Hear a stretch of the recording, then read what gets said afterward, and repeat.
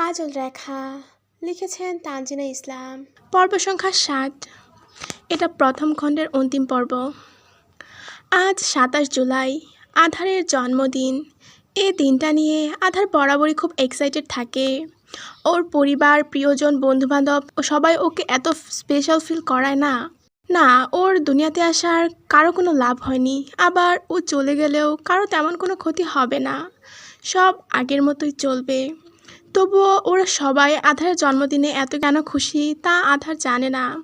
তবে আজ আধারের সে উৎফুল্লতা কাজ করছে না, ওর মনে শান্তি নেই। এ বছরের জন্মদিনটা অন্যান্য বছরের চেয়ে ভিন্ন। আধারের এ দিনটা নিয়ে অনেক পরিকল্পনা থাকে, তবে আজ ওর মনে শান্তি নেই। জন্মদিনের কথা মনেও ছিল না। কাল রাত 12টার পর থেকে ওর মেসেঞ্জার, হোয়াটসঅ্যাপ, ইনস্টাগ্রাম ভরে গেছে জন্মদিনের শুভেচ্ছায়। কেউ ট্যাগ করে, কেউ সরাসরি কল। এর মাধ্যমে আধারের মনে পড়েছে আজ ওর জন্মদিন।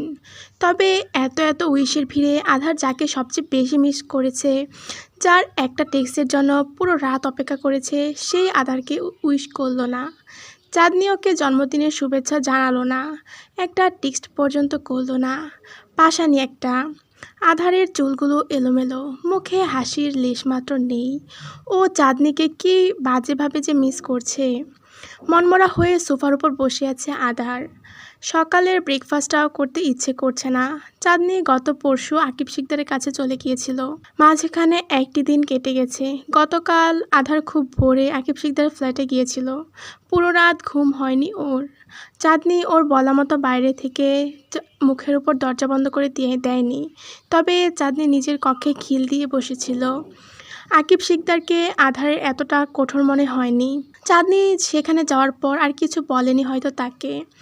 আধারের ওনার ব্যবহার সেটাই মনে হলো।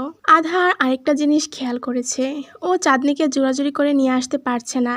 নয়তো ও এত সহজে ছেড়ে দেওয়ার বান্দা না, কিন্তু ও মেনে নিচ্ছে।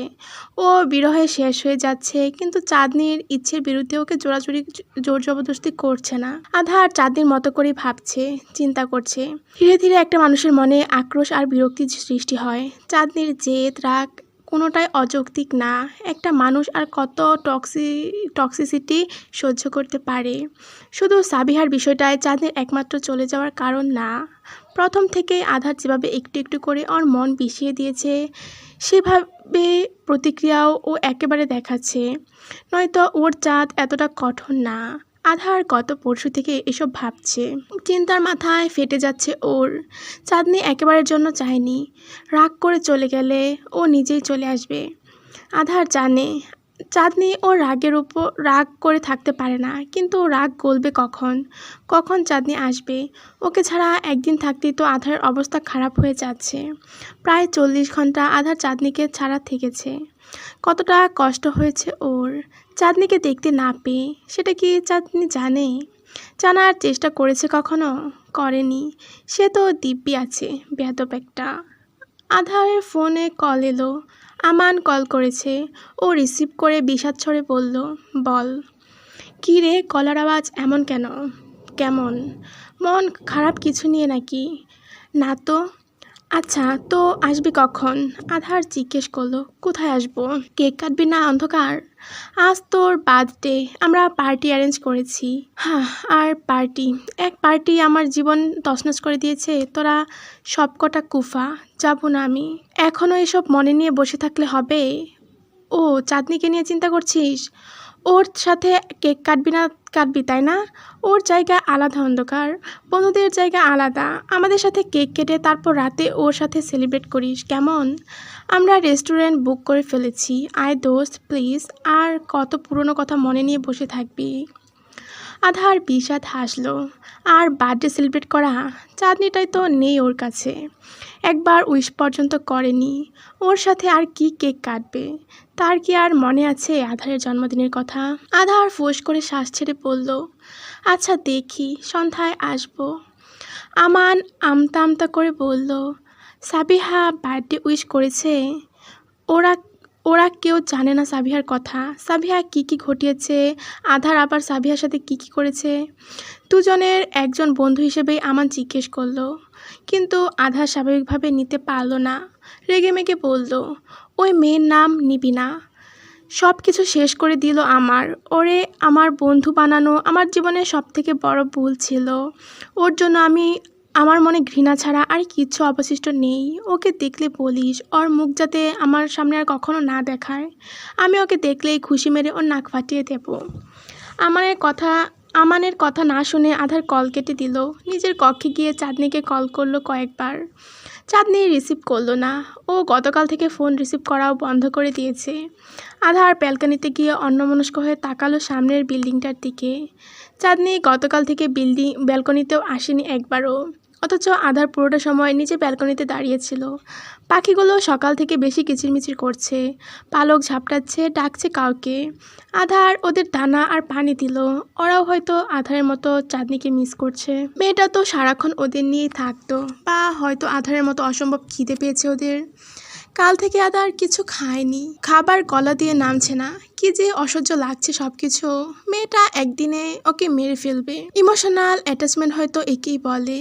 ও নেই বলে আধারে সব উল্টোপাল্টা হয়ে গেছে। মনে হচ্ছে কিছু নেই, বুকের বাঁ পাশটায় খালি খালি করছে শুধু। চাঁদনির মুখটা একটু দেখতে পেলেও মনটাকে বুঝ দেওয়া যেত। ওকে দেখার আশাটাই তো গতকালকে আকিব শিকদারের ওইখানে গিয়েছিল। চাঁদনি কক্ষে বসেছিল দরজা বন্ধ করে, ওকে দেখা দেয়নি। আধারের আশা পূরণ হয়নি। তারপর এসে আধার নিজে পুরোটা সময় শুয়ে বসেছিল, কোনো কাজ করেনি, খায়নি পর্যন্ত। কাল শুধু শার্টটা বদলে গেছে। আজও ঘুম থেকে উঠেছে বেলা 2টোয়। খিদে চোটে অবস্থা খারাপ ওর, তবুও খেতে পারছে না। আধার ভাবলো একবার বাইরে যাবে। এভাবে ঘরে বসে থাকতে থাকতে ওর মন অসুস্থ হয়ে যাবে। ও চাঁদনিকে স্পেস দিতে চাচ্ছে, আর কত জোর করবে। তার চেয়ে একটু সময় নিয়ে রাগগুলোকে শান্ত করুক। কিন্তু যে অবস্থা চলছে আধারের, তাতে মনে হয় না ও নিজেকে বেশিক্ষণ আটকে রাখতে পারবে। কখন গিয়ে আকিব শিকদারের সাথে ক্যাচাল করবে, ও চাঁদনিকে বগলদাবা করে নিয়ে আসবো, ও নিজেও জানে না। আধার মুখ ধুয়ে নিল, কোনো মতে শার্টটা বদলে বেরোলো অ্যাপার্টমেন্ট থেকে। ও পার্কিং লট থেকে ওর বাইকটা বের করলো। বাইকটাও ও চাঁদনির জন্যই কিনেছিল। চাঁদনি একবার কথায় কথায় বলেছিল ওর বাইক পছন্দ, বাইকে করে ঘোরার খুব শখ। আধার শুধু একবার বাইক করে ঘুরতে পেরেছিল ওর সাথে। আধার আকিব শিকদারের অ্যাপার্টমেন্টের সামনে কোমরে হাত দিয়ে দাঁড়ালো। এখন গিয়ে নিয়ে আসবে চাঁদনিকে, টেনে হিঁচড়ে নিয়ে আসবে একদম। চাঁদনি কি বলবে কানেও তুলবে না। আধার নিজের ইচ্ছা চাপিয়ে রেখে বাইক স্টার্ট দিল। আজ সকাল থেকে সূর্যের দেখা নেই। কালো মেঘের আড়ালে ঠেকে আছে তেজস্বী সূর্য। গুরুম গুরুম ডাকে আকাশ পাতাল এক করে বজ্রপাত হচ্ছে। ঘন কালো মেঘ ছেয়ে যাওয়া পৃথিবীকে হঠাৎ আকস্মিক করে বজ্র ডাক দিচ্ছে বারংবার। একে একবার নদীর পাড়ে যেতে হবে। এখানে সব কিছু নিস্তব্ধ। আধারের মনের একাকিত্বের সাথে ওই পরিবেশটা খুব চায়। আধার নদীর পাড়ে গিয়ে একাকী বসে থাকলো অনেকক্ষণ। নির্জন জনমানবহীন একটা জায়গা। নদীর ওপারে হাট বসলেও এদিকটায় তেমন কেউ আসে না। ওর মতোই মাঝে মাঝে দুঃখী কিছু মানুষ নিজের দুঃখ ভাগ করতে এখানে বসে থাকে। ওর বসে থাকতে থাকতে সন্ধ্যা নেমে এলো। সন্ধ্যা হলেই জায়গাটাতে জোনাকি পোকাদের আনাগোনা দেখা যায়। কিছুদিন আগেই ও চাঁদনিকে নিয়ে এখানে এসেছিল। আশেপাশে জোনাকি পোকা উড়েছে। কয়েকটা জোনাকি পোকাও ওর গায়ে বসলো। ওরা হয়তো আদারকে জন্মদিনের শুভেচ্ছা জানাতে এসেছে। আদার এখানে নিজের মন শান্ত করতে এসেছিল, কিন্তু নির্মল শান্ত পানির দিকে তাকিয়ে আদারের ভেতর অস্থিরতা বাড়ে। সেদিনের সাথে আজকের তুলনা করে আদারের ভেতরটা শূন্য হয়ে যায়। চাঁদনি সেদিন ওর পাশে ছিল, আজ নেই। সকাল থেকে আমান কল করছিল। দুপুরের পর থেকে রাবিব আর মাহাদিও শুরু করেছে। তবে তটিনী শুধু ওকে উইশ করেই কেটে পড়েছে। ও নিজেও অনেক ভয়ে আছে আদারকে নিয়ে। আধারের এই ব্যাপারটা বেশ লাগে। ওর সব বন্ধুরা ওকে ভয় পায়। আধার মোবাইল সাইলেন্ট করে রেখেছে। ওর বন্ধুরা খুব চুরাচুরি করেছে ওদের সাথে বেরোনোর জন্য। আধারকে সারপ্রাইজ দিবে ওরা, সেটা আধার জানে। প্রতি বছরই ওরা অনেক কিছু প্ল্যান করে রাখে আধারের জন্মদিনের জন্য। আকাশে মেঘ জমেছে। ওর মনেও যে মেঘদের আনাগোনা। ঝুমঝুম বৃষ্টি পড়বে বোঝা যাচ্ছে। হুড়মুড়িয়ে বাতাস এসে উড়িয়ে দিচ্ছে সব কিছু।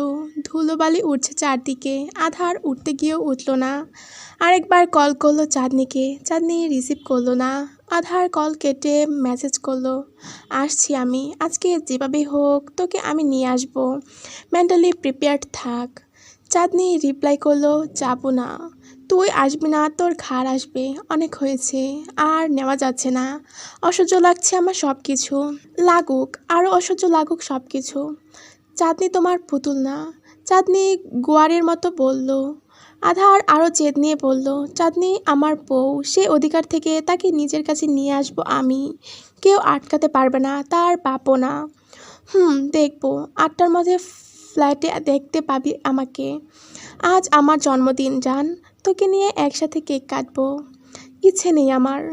তোর ইচ্ছে জানতে চায় কে? আধারের ইচ্ছে হয়েছে ওর চাঁদনির সাথে কেক কাটার।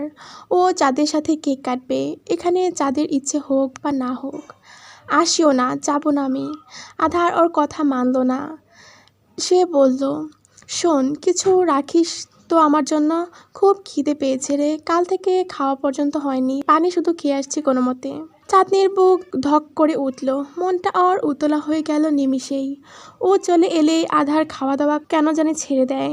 চাঁদনি জানে না তা। ব্ল্যাকমেল করা পর্যন্ত ঠিক থাকে, কিন্তু এটা কেমন অত্যাচার নিজের উপর। চাঁদনি তড়িঘড়ি করে কল করলো আধারকে।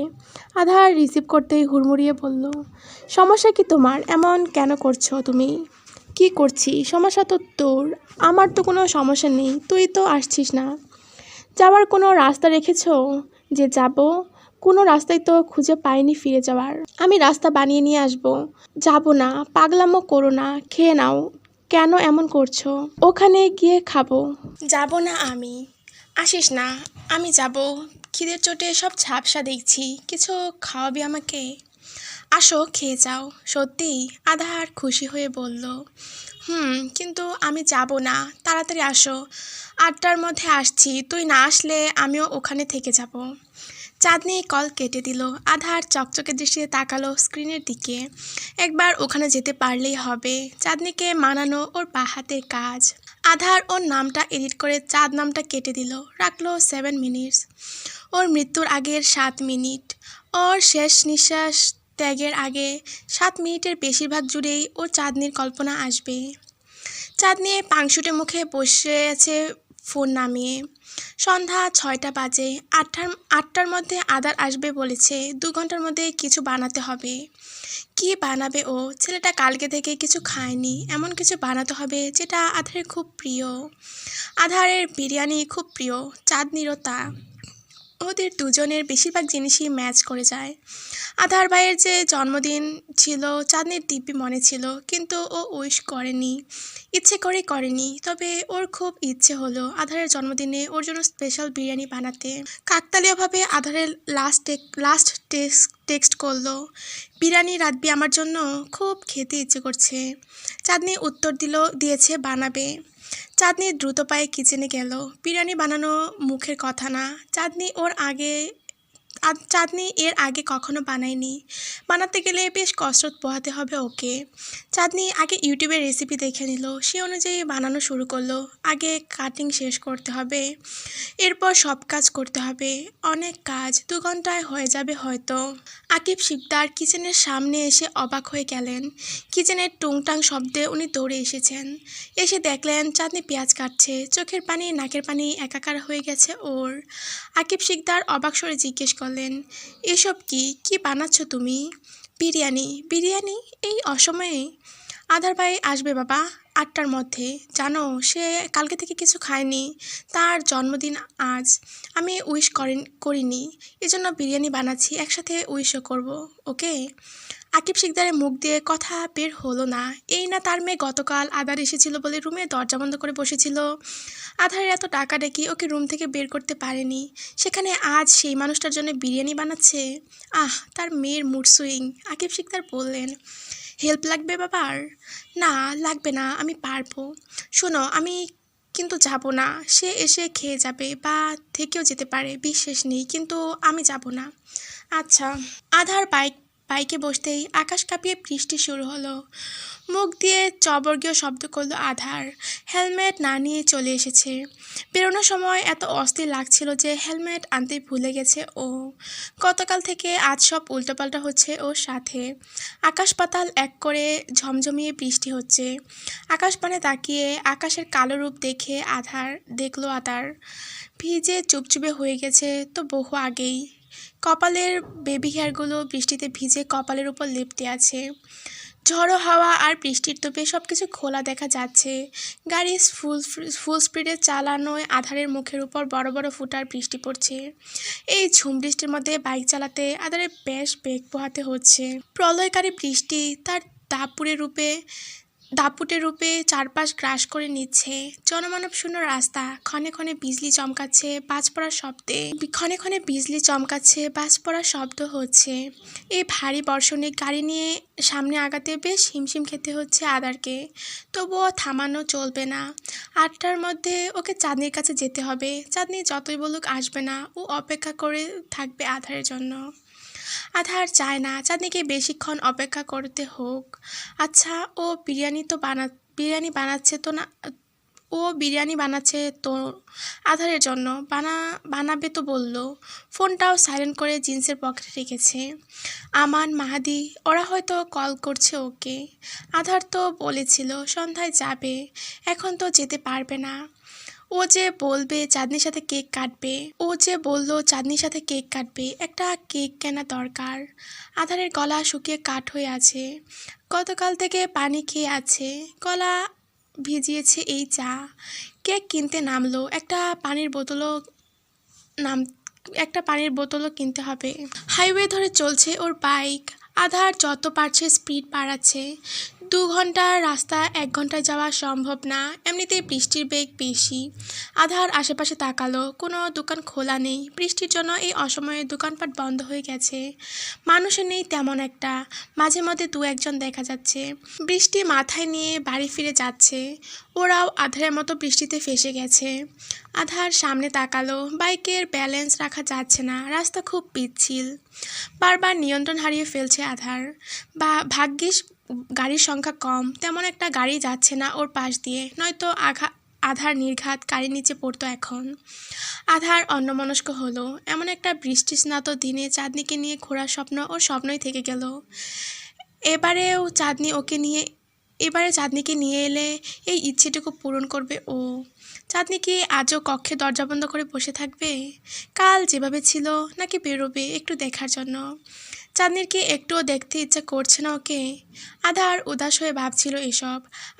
আচমকাই সামনে থেকে একটা ট্রাক এগিয়ে এলো ওর দিকে। আধার সামনে তাকিয়ে গাড়ি ঘোরাতে চাইলো, কিন্তু অতটা তাড়াহুড়ায় টার্ন নিতে গিয়ে আধার বাইকের নিয়ন্ত্রণ হারিয়ে ফেলেছে। ব্রেক কষতেও পারলো না সে। ট্রাকটা ছুটে এলো তার দিকে।